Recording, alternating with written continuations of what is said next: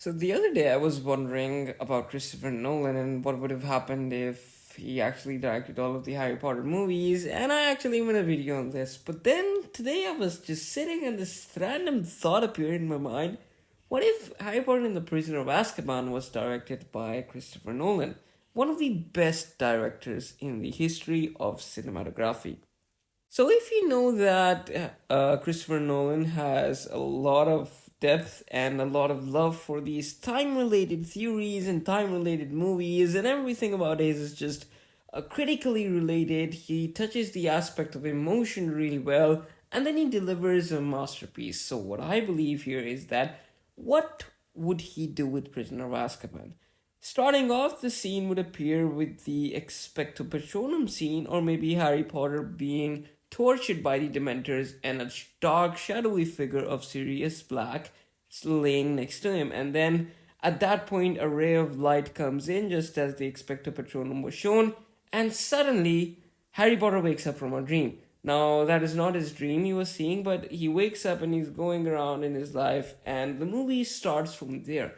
At that point, we all will start to think that what exactly was the first scene we saw, and we will link every moment right up to that scene. And when it actually appears, we're going to be like, oh, this is the scene that they showed us in the first place. So that is how the Nolan movies actually begin.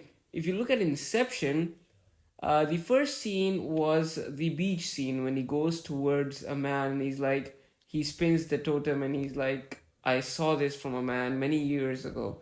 And then suddenly he goes back into the present where the movie actually starts off. So that's exactly how all of the movies would begin for Christopher Nolan, and that's how Harry Potter and the Prisoner of Azkaban would be. Secondly, Hogwarts would be more of a dark and a place of secrets. Nothing else. It's going to be really gloomy, it's going to be really mysterious rather than joyful in terms of Christopher Nolan, just like how he directed the Dark Knight trilogy. It's a bit dark, it's fun, and it's in much more depth than actually any other movie goes apart. And what would have been more interesting is the depth of emotions that Harry Potter would be in. And by that, I mean the Expecto Patronum scenes. Now, when he tries to learn the Expecto Patronum scenes, Christopher Nolan can add backgrounds of him going through a lot of torture with the Dursleys, which does not make him go into happy memories. But finally, when he actually goes and releases his Patronum, you can see that they can actually, Nolan can put in a scene, a bit of flashback when Harry has his best moments, and those are with Ron and Hermione.